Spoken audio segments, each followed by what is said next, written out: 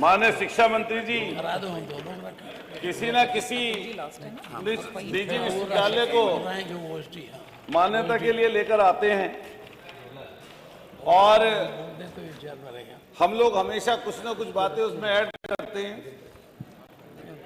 ये बात सिर्फ इसलिए नहीं हम लोग आपसे कह रहे हैं कि हम आपके विरोधी हैं, लेकिन दो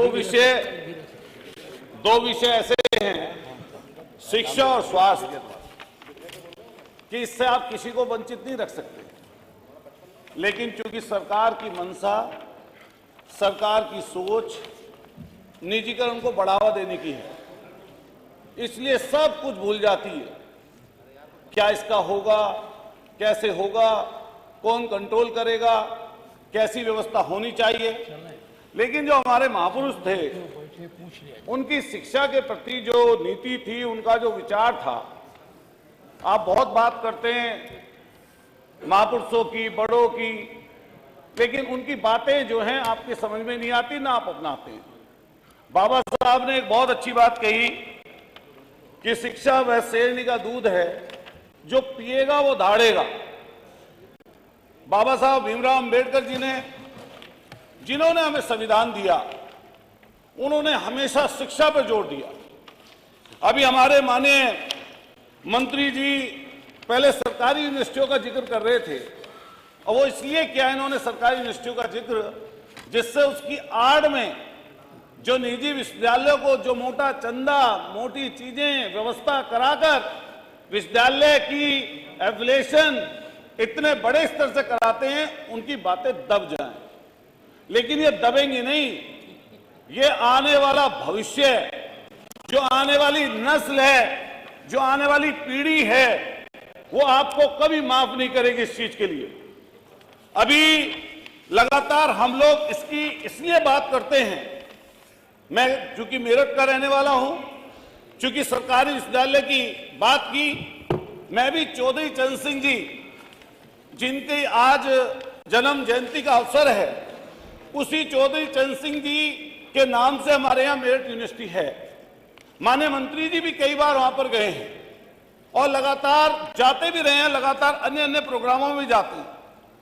हजारों बार नहीं, सैकड़ों बार नहीं, पता नहीं कितनी बार, सैकड़ों से भी ज्यादा बार वहां के लगातार स्टाफ की तरफ से, वाइस चांसलर की तरफ से ये कहा गया कि जो तयशुदा नियुक्तियां हैं, पद हैं, उनके अनुरूप और जितनी बड़ी है सीटें, जितना आपके बच्चे छात्र बने हैं, उसके अनुरूप आप वहां पर टीचर दे दीजिए, प्रोफेसर दे दीजिए।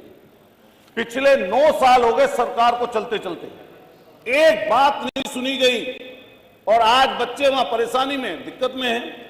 लेकिन चूंकि निजीकरण की बात हो रही है, और जब निजीकरण की बात आती है, तो जो हमारा संविधान में अधिकार है, जो आपकी भावना के ठीक विपरीत आप काम कर रहे हैं, जो आरक्षण की व्यवस्था है, जब ये लोग सरकारी संस्थाओं में तयशुदा आरक्षण को, जो संविधान द्वारा प्रदत्त अधिकार है, पिछड़ों का, दलितों का, SC ST माइनॉरिटी के जो भी कॉलेज हैं, जिस भी व्यवस्था का है, जब आप सरकारी जगहों पर ही अवहेलना उसकी कर रहे हैं, तो प्राइवेट में कौन सुनिश्चित करेगा? जब आप बात दलित की करते हैं, जब आप बात पिछड़े की करते हैं, जब आप बात किसान की करते हैं, जब आप कमेरे वर्ग की बात करते हैं, तो कोई बता दे कि उन पिछड़ों को, उन दलितों को, उन गरीबों को इसमें क्या व्यवस्था आप देंगे, किस तरह की व्यवस्था देंगे जिससे उन गरीबों का भला इसमें हो सके, उसकी व्यवस्था का कोई प्रावधान नहीं। जब आप निजी विश्वविद्यालय एक्ट लेकर आते हैं, निजी विश्वविद्यालय को बढ़ावा देने के लिए, निजीकरण को बढ़ावा देने के लिए हर बार कोई ना कोई यूनिवर्सिटी लेके आते हैं। इस बार भी 3 यूनिवर्सिटियां आप लेके आए हैं, और जिस पर मैं चंदोसी पर बोलने के लिए खड़ा हुआ हूं, ये सोसाइटी चंदोसी की नहीं है, ये सोनल एजुकेशन सोसाइटी सोनई मथुरा उत्तर प्रदेश की है। अगर आप नजदीक से देखें तो घूम फिरकर माननीय अधिष्ठाता महोदय, जो लोग पहले फैक्ट्री चलाते थे, जो कारखाने चलाते थे, जो लोग उद्योगपति थे, आज के समय में उन्होंने वो धंधा बंद करके, वो व्यापार बंद करके आजकल उन्होंने हाथ अपनाया है शिक्षा और स्वास्थ्य में। इसीलिए आज के समय में आप जिस जगह की माने अधिष्ठाता महोदय, आप जिस जगह पर हैं वहां पर भी बड़ा शिक्षा का हब है। वहां भी मोदी के नाम से यूनिवर्सिटी अभी बनी है, उससे पहले वहां पर भी डिग्री कॉलेज था। उसके अलावा श्री राम आगे एक प्राइवेट यूनिवर्सिटी है, और भी कई प्राइवेट यूनिवर्सिटियां हैं। कैसी हालत है, आपको भी सिफारिश करनी पड़ती होगी। जो पूरा सदन बैठा है, इनके पास भी बच्चे आते जाते जरूर होंगे। लेकिन क्योंकि निजीकरण की बात लगातार चलती रहती है, अभी फिर 3 यूनिवर्सिटियां आप लेकर आए हैं। मैं आपसे यही सिर्फ इस बातों को सारी मिलाकर ये कहना चाहता हूं कि आप उन पर अंकुश लगाने के लिए और गरीबों की व्यवस्था करने के लिए कोई तो ऐसी अथॉरिटी अपनी रखिए। जब आप एक्ट लेकर आते हैं, नई यूनिवर्सिटी बनाने के लिए कोई चीज लेकर आते हैं, तभी साथ के साथ आपको उन पर अंकुश लगाने के लिए, चाहे वो आरक्षण की व्यवस्था हो, चाहे वो कर्मचारियों को कहीं ना कहीं सही वेतन और उनको सुलभता देने का विषय हो, चाहे वो ग्रामीण अंचल के लोगों को, पिछड़ों को, दलितों को आरक्षण देने की व्यवस्था हो, उसके लिए भी तो आप एक्ट लेके लिए आइए। हम सब लोग, आप सब लोग, हमारी फर्स्ट एंड लास्ट प्रायोरिटी है जनता। उसी ने हमें चुनकर यहां पर भेजा है। ये हमारे निजी स्वार्थों की जगह नहीं है। हम अपने निजी स्वार्थों को सिद्ध करने के लिए, प्राप्त करने के लिए ये जो निजीकरण को बढ़ावा दे रहे हैं, इसमें कोई किसी गरीब का भला नहीं होने वाला। मैं अभी बोलते बोलते कहना चाह रहा था, जो शिक्षा की गुणवत्ता है, मैंने पिछली बार सदन में यहीं पर खड़ा होकर कहा था कि माननीय मंत्री जी, जिनको आपने अभी यूनिवर्सिटी में नाम नहीं लूंगा, चूंकि पिछली बार लोग कह रहे थे कि भाई हमारा विरोध कर दिया, लेकिन मैं सबके लिए कह रहा हूं, खासतौर से मेरठ में इन्होंने एप्लीकेशन दी है। मैंने पिछले 1 साल पहले कहा था कि आप और हम एक कमेटी बना लीजिए, सरकारी कमेटी एक बन जाए, जिसमें आप 5 सदस्य हो जाइए मंत्री जी के साथ, हमारा विपक्ष का 1 सदस्य हो जाए, और जाकर उस यूनिवर्सिटी का निरीक्षण कर लीजिए। अगर आपके मानकों के अनुरूप, अगर उस यूनिवर्सिटी में कोई मानकों पर वो खरा उतर जाए, तो इस यूनिवर्सिटी को आप बहाल रखिएगा। अगर वो मानकों के रूप ना उतरे, तो उसको तत्काल, उसकी एप्लीकेशन को आपको समाप्त कर देना चाहिए। लेकिन नहीं जाना चाहते, इसलिए नहीं जाना चाहते। फिर मैं वो वाली बात कहूंगा, इनको लगेगा मैं आरोप लगा रहा हूं, लेकिन ये सत्यता है कि मोटा चंदा, मोटी व्यवस्थाएं 1 नंबर 2 नंबर से करके इन यूनिवर्सिटियों को मान्यता सरकार दे रही है। इसके आगे अभी फर्जी डिग्री की बात चल रही थी। अभी एक हमारे सीनियर साथी मुख्य सचेतक जी ने जिक्र किया हापुड़ जिले का, मैंने जिले का नाम ले रहा हूं, उसमें 2 लाख डिग्रियां, हमारे और आपके नजदीक का जिला है, मेरठ के और गाजियाबाद के सटा हुआ जिला है। क्या नाम था यूनिवर्सिटी का, कौन सी यूनिवर्सिटी है वो, और पहले किसने पहले उसका मालिक कौन था, आज उसका मालिक कौन है, जो उसका आज मालिक था। 2 लाख फर्जी डिग्रियां उससे बांटी गई, और 2 लाख फर्जी डिग्रियां ऐसे बांटी गई कि पूर्व की डेट में सुनियोजित तरीके से खुद एसटीएफ ने उसकी जांच की, और एसटीएफ ने यह पाया कि इसके मालिक सहित इसके वाइस चांसलर और सब लोग इस धांधली में संलिप्त हैं। आप मान्यवर सोचिए, जो 2 लाख डिग्रियां बांटी गई, किसी की नौकरी कहीं कोई पा गया होगा, जब उसकी डिग्री का निरीक्षण होने आएगा, तो वो 2 लाख परिवार, उनको कहीं ना कहीं बलि का बर्रा बनाने का काम ये मौजूदा सरकार के लोगों ने किया है। हम लोग इसीलिए इस पर कटुराघात करते हैं। इसीलिए ऐसी यूनिवर्सिटियों को, जिसको आप मान्यता दे रहे हैं, जिसको एप्लीकेशन दे रहे हैं, उसकी जरूर ये बात देख लें कि वो मानक उसके हैं या मानकों पर खरा उतरता है या नहीं उतरता। मैं मान्यवर, चूंकि ये विषय बहुत बड़ा है, विषय इसलिए बड़ा है कि हजारों लाखों स्टूडेंटों से जुड़ा है। कैसी व्यवस्था चलती है, हाजिरी के नाम पर, अटेंडेंस के नाम पर पैसे वसूले जाते हैं। जल्दी मत आओ, नहीं मान्यवर, बड़ी व्यवस्था है।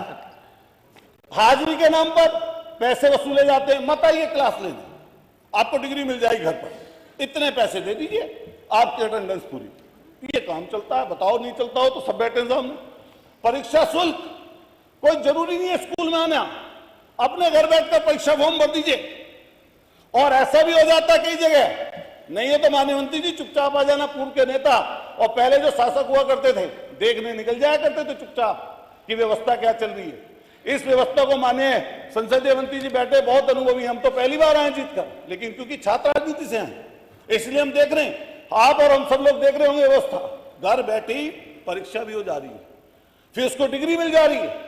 अगर डिग्री लेने के नाम पर जाते हैं, उसके बाद में अलग से फीस ली जाती है। इसके ऊपर भी तो कोई निर्धारण आपका मान्यवर होना चाहिए। इसीलिए हम चाहते हैं कि इसको प्रवर्तन समिति को सौंपा जाए। मान्यवर, आप सब लोग सोचते हैं, हम लोग मानते हैं कि जो कमेरा वर्ग है, बहुत तेजी से गांव से शहरों की तरफ पलायन हो रहा है जनता का। लाखों लाखों की संख्या में लोग शहरों की तरफ जा रहे हैं। वो इसलिए जाते हैं क्योंकि उनको सुविधाएं बेहतर हो जाएंगी, स्कूल मिल जाएगा, सड़क मिल जाएगी, पार्क मिल जाएगा, रोजगार मिल जाएगा, उनके बच्चों के पढ़ने की व्यवस्था हो जाएगी। लेकिन जब आप सरकारी संस्थाओं को मार देंगे, एक के सापेक्ष, एक सरकारी विश्वविद्यालय के सापेक्ष सारी सहूलतें, सारे फायदे देने का काम प्राइवेट को कर देंगे, तो सरकारी विश्वविद्यालयों में एक दो व्यक्ति ऐसा भी होता है नहीं करता उस चीज को, और प्राइवेट को इस तरह से बढ़ावा देते हैं।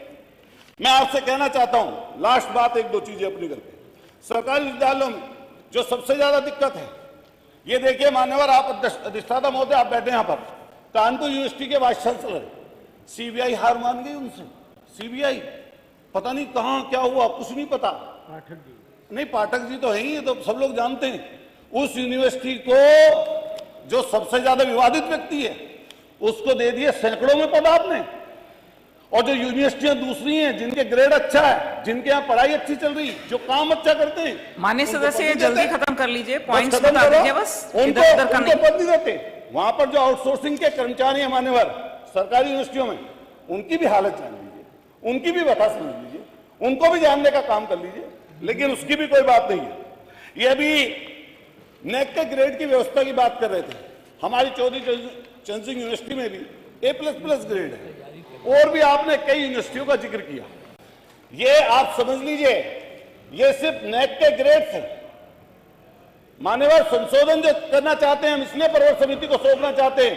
जो नेक के ग्रेड की आप बात कर रहे थे, उसका भी मैं जवाब दे दूं, किस तरीके से नेक के ग्रेड की व्यवस्था की जाती है, अभी सीबीआई जांच कर रही है। माननीय अधिष्ठाता महोदय, नेक के ग्रेड किस तरीके से प्राप्त किए जाते हैं, सीबीआई जांच चल रही है। कई लोगों को पकड़ा गया इस तरीके से, उनमें शिक्षा की व्यवस्था बेहतर नहीं हुई। लेकिन नेक के ग्रेड की बात करते हैं। काफी टाइम हो गया आपका, एक सदस्य 1 मिनट के लिए बोलना चाहते हैं, नहीं तो उनका रह जाएगा नंबर। मैं खत्म करते हुए कहना चाहता हूँ, जल्दी से कर दीजिए। मैं खत्म करते हुए कहना चाहता हूँ कि जो बाबा साहब कहते थे, उस चीज को मानना और समझना हमारी सबकी जरूरत है। बाबा साहब भीमराव अम्बेडकर जी का सपना और हमारे जो महापुरुष थे, उनका सपना ये नहीं था कितना महंगा आप इस चीज को करेंगे। मैं लास्ट अपनी बात करते हुए कहना चाहता हूं, और आपके माध्यम जल्दी से लास्ट पूरी सरकार से कहना चाहता हूं कि मैं एक यूनिवर्सिटी का जिक्र कर रहा हूं। मेरठ में एक बड़ी यूनिवर्सिटी है, बड़ी यूनिवर्सिटी हाईवे पर है। एक बड़ी यूनिवर्सिटी के मालिक ने उसी के बराबर में एक बड़ा रेस्टोरेंट खोल दिया, 5 स्टार, उसमें सारे रेस्टोरेंट हैं। मैंने पूछा आपने ऐसा क्यों किया? नहीं, माननीय सदस्य देखिए, यूनिवर्सिटी रेस्टोरेंट को क्यों जोड़ रहे हैं आप? यूनिवर्सिटी का बोलिए बस। अरे उसी के जिक्र कर रहा हूं ना। उसने क्या किया, मैंने इसलिए कर दिया कि बड़े पैसे वाले लोग आते हैं यूनिवर्सिटी में एमबीबीएस करने, बीएससी नर्सिंग करने और दूसरी बड़ी डिग्री लेने के लिए, एमएस करने के लिए, तो कहीं दूर नहीं जाना पड़ता, अब यहीं पे खा पी लेते हैं। देखिए, टू द पॉइंट बोलिए माननीय सदस्य, गरीब लोग खत्म करिए। वहां पर माननीय सदस्य, आपका समय खत्म हो गया। मैं आपके माध्यम से कहना चाहता हूं वीरेंद्र जी, बस इसे प्रवर्तन समिति को सौंप दिया जाए और उन पर अंकुश लगाने के लिए धन्यवाद। 1 मिनट बस। व्यवस्था के अनुसार बोलिए वीरेंद्र जी। हमारे जो वीरेंद्र जी बोलिए, इनके लिए एक रजिस्ट्रार या एक फाइनेंस कंट्रोलर, एक सरकार का कोई एक प्रतिनिधि आप अगर वहां पर लगा देंगे तो हमारी और आपकी सबकी वहां पर भलाई होगी। धन्यवाद। सुनवाई हो जाएगी। धन्यवाद। एक रजिस्ट्रार या एक फाइनेंस कंट्रोलर आप अगर लगा देंगे तो ये जितने लोग बैठे इनकी व्यवस्था हो जाएगी। धन्यवाद वीरेंद्र जी, 1 मिनट ओनली मानिए प्लीज। अरे आपने इनको इतना दे दिया। नहीं, आपका नाम नहीं है, आउट ऑफ वे है, उनकी रिक्वेस्ट पे। माननीय अधिष्ठाता महोदय, कमाल जी की रिक्वेस्ट पे। ये माननीय अध्यक्ष जी, विद्यालय अधिष्ठाता जी, जी सर, कोई नई बात कहें। देखिए, निजी इसीलिए एक अलग से कुछ जितने गुण दोष थे वो सब बता दिए जी। तो कमाल साहब तो वैसे भी कमाल करते रहे। कमाल साहब ने 1 मिनट के लिए बचे हुए ये इन्होंने बता दिया जी। और ये मालूम नहीं है कि दुनिया के जितने बड़े विश्वविद्यालय हैं वो सब निजी क्षेत्र के हैं। और आपके राष्ट्रीय अध्यक्ष कहाँ पढ़ने गए थे? ये वीरेंद्र जी बस 1 मिनट में खत्म कर दीजिए, टू द पॉइंट। दिल्ली विश्वविद्यालय को है चतुर्थ बस 1 मिनट, 1 मिनट। आपने हमें बोलने का मौका दिया, इसके लिए धन्यवाद। शांति शांति, अतुल जी, देना चाहता हूं। अतुल जी उनको बोल, 1 मिनट सुन लीजिए। चाहता हूं, बहुत ज्यादा मैं समय नहीं लूंगा, हाँ, मात्र 2 मिनट का समय 1-2 पॉइंट नए वाले। जी जी, मान्यवर, जो शहरी क्षेत्रों में विश्वविद्यालय खोलने का एक मानक है, भूमि का वो 20 एकड़ और ग्रामीण क्षेत्रों में 50 एकड़ भूमि खोलने, विश्वविद्यालय खोलने का मानक है। मान्यवर, हम ये समझ नहीं